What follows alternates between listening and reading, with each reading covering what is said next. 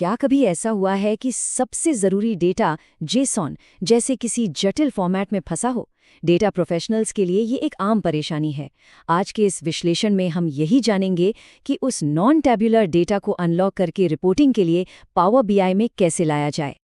जरा सोचिए, आपका डेटा कुछ ऐसा दिखता है तो जानकारी से भरपूर, लेकिन किसी साफ सुथरी टेबल की जगह ये एक उलझी हुई पहेली जैसा लगता है। तो सवाल ये है कि इस उलझन को एक बेहतरीन पावर बीआई रिपोर्ट में कैसे बदला जाए।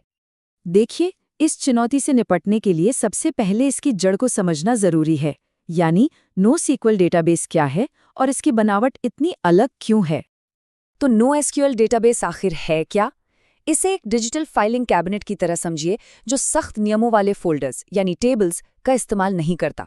ये डेटा को जेसॉन जैसे फॉर्मेट में रखता है, जो होता तो बहुत लचीला है, पर यही लचीलापन रिपोर्टिंग के लिए एक बड़ी चुनौती बन जाता है। चलिए इसे एक असली दुनिया के उदाहरण से समझते हैं। मान लेते हैं एक कंपनी है टेलविंड ट्रेडर्स, जो अपने सारे प्रोडक्ट्स का शिपिंग डेटा एक कॉस्मॉस डीबी डेटाबेस में रखती है। और ये सारा डेटा जेसन फॉर्मेट में है और हमें इसी से एक रिपोर्ट तैयार करनी है। तो प्रॉब्लम तो साफ है। अब बढ़ते हैं समाधान की तरफ, और इसकी शुरुआत होती है पावर बीआई को हमारे NoSQL डेटा सोर्स से जोड़ने के साथ। पावर बीआई में ये प्रोसेस गेट डेटा से शुरू होती है, लेकिन किसी स्टैंडर्ड ऑप्शन को चुनने के बजाय मोर पर क्लिक करना होगा। वहाँ एज्योर कैटेगरी के अंदर हमें मिलेगा एज्योर कॉस्मॉस डीबी कनेक्टर। अच्छा, कनेक्शन बनाने के लिए पावर बीआई को कुछ जानकारी चाहिए होगी। इसके लिए अकाउंट का URL और अकाउंट की यानी की तैयार रखनी होगी। ये दोनों चीज़ें एज्योर पोर्टल से आसानी से मिल जाती हैं। तो ठीक है, कनेक्शन हो गया है, लेकिन अब हम उस आम मुश्किल का सामना कर रहे हैं जहां डेटा वैसा बिल्कुल नहीं दिखता जैसा हमने सोचा था। ये देखिए, कनेक्शन तो हो गया, लेकिन नेविगेटर विंडो में डेटा की जगह सिर्फ रिकॉर्ड की एक लंबी लिस्ट दिख रही है।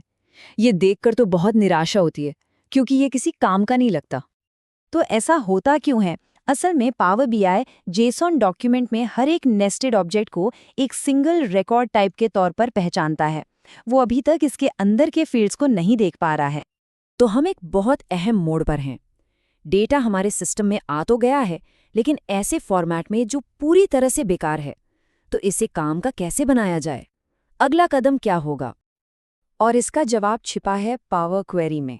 जी हाँ, यही है वो आहा वाला पल जहां हम इस मुश्किल पहेली को बस एक क्लिक से सुलझा लेते हैं। सारा जादू इस छोटे से एक्सपैंडर बटन में है, जो कॉलम हेडर के ठीक बगल में होता है। यही वो चाबी है जो हमारे नेस्टेड डेटा का ताला खोलेगी। प्रोसेस बहुत ही आसान है। सबसे पहले एक्सपैंडर बटन पर क्लिक करें, फिर उन सभी कॉलम्स को चुन लें जिनकी रिपोर्ट के लिए ज़रूरत है। एक बहुत ज़रूरी tip, use original column name as prefix वाले बॉक्स को अनचेक करना मत भूलिएगा। इससे कॉलम के नाम एकदम साफ सुथरे रहेंगे। और बस ओके पर क्लिक कर दें। और बस हो गया। उन कुछ आसान क्लिक्स के साथ हमने डेटा को पूरी तरह से बदल दिया है। चलिए देखते हैं कि अब ये कैसा दिखता है। ये फर्क तो देखने लायक है। बाईं तरफ हमारे पास रिकॉर्ड आइटम्स की वो बेकार लिस्ट थी, और दाईं तरफ एक परफेक्ट साफ सुथरी केबल है जिसमें रोज और कॉलम्स हैं, बिल्कुल वैसी ही जैसी हमें एनालिसिस के लिए चाहिए। तो सबसे ज़रूरी बात क्या है? जो डेटा पहले नेस्टेड और जेसन फॉर्मेट में था, वो अब एक स्टैंडर्ड टेबल बन चुका है। अब इसे पावर बीआई में किसी भी दूसरे डेटा सोर्स की तरह ही इस्तेमाल किया जा सकता है। तो इस पूरी प्रक्रिया को 3 आसान स्टेप्स में याद रखा जा सकता है। पहला, अपने NoSQL डेटाबेस से कनेक्ट करें। दूसरा, पावर क्वेरी में एक्सपैंडर बटन का इस्तेमाल करके डेटा को बदलें। और तीसरा, अपने मॉडल में इस नई साफ टेबल को लोड करने के लिए क्लोज एंड अप्लाई कर दें। अब जब डेटा की सारी रुकावटें दूर हो गई हैं, तो असली सवाल ये है, इस नए अनलॉक हुए डेटा से कौन सी गहरी जानकारी और पैटर्न खोजे जाएंगे? संभावनाएं अब अनंत हैं।